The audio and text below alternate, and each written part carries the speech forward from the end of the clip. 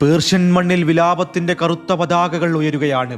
ഒരു ജനതയുടെ ആത്മാവിലേക്ക് കണ്ണീരിന്റെ കനലുകൾ കോരിയിട്ടുകൊണ്ട് ഇറാൻ അതിന്റെ പ്രിയ നേതാവിന് വിട ചൊല്ലുന്നു. ഒരു യുഗത്തിന്റെ സൂര്യൻ അസ്തമിച്ചതുപോലെ മുൻ പരമോന്നത നേതാവ് ആയത്തുള്ള അലി ഖാംനിയുടെ ഭൗതിക ശരീരം തെഹ്റാനിലെ ഇമാം ഖുമൈനി ഹുസൈനിലേക്ക് എത്തിച്ചിരിക്കുന്നു.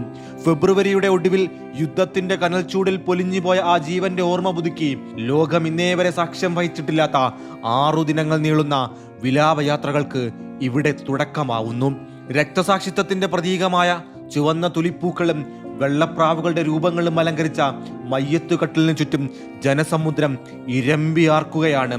കറുത്ത ദുഃഖപടം പുതച്ച തെഹ്റാനിലെ ഗ്രാൻഡ് മൊസല്ലയിലേക്ക് അന്ത്യാഞ്ജലി അർപ്പിക്കാൻ ഒഴുകിയെത്തുന്നത് കോടിക്കണക്കിനു മനുഷ്യരാണ്. ജൂലൈ 4-5 തീയതികളിൽ തെഹ്റാനിലെ പൊതുദർശനത്തിനു ശേഷം ചരിത്രത്തിലെ ഏറ്റവും വലിയ വിലാപയാത്ര ജൂലൈ 6 നടക്കും. തുടർന്ന് ഖും, ബാഗ്ദാദ്, നജഫ്, കർബല എന്നീ പുണ്യഭൂമികൾ പിന്നിട്ട് ജൂലൈ 9 മിഷാദിലെ ഇമാം റസ ശവകുടീരത്തിൽ ആ ധന്യജീവിതം അന്ത്യവിശ്രമം കൊള്ളും.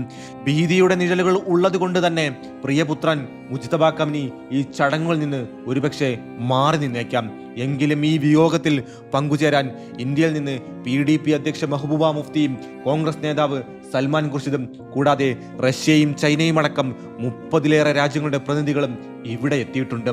ഈ മഹാസംഗമം തങ്ങളുടെ നേതാവിന്റെ ചോരയ്ക്കുള്ള പ്രതികാരത്തിന്റെ ശബ്ദമായി ലോകത്തിനു മുന്നിൽ മുഴങ്ങുമെന്നാണ് ഇറാന്റെ പ്രഖ്യാപനം. തങ്ങളുടെ ആത്മാവും ഊർജവും നഷ്ടപ്പെട്ട് കടുത്ത ശൂന്യതയിലാണ് കേട്ടോ ഇറാനികൾ.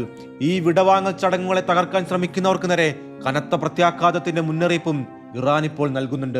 ജനലക്ഷങ്ങളുടെ കണ്ണുനീരിലും പ്രാർത്ഥനകളിലും മുങ്ങി നടക്കുന്ന ഈ യാത്രയപ്പ് ചരിത്രത്തിന്റെ താളുകളിൽ ഒരിക്കലും മായാത്ത ചോരച്ചുവപ്പുള്ള അടയാളപ്പെടുത്തലായി മാറും.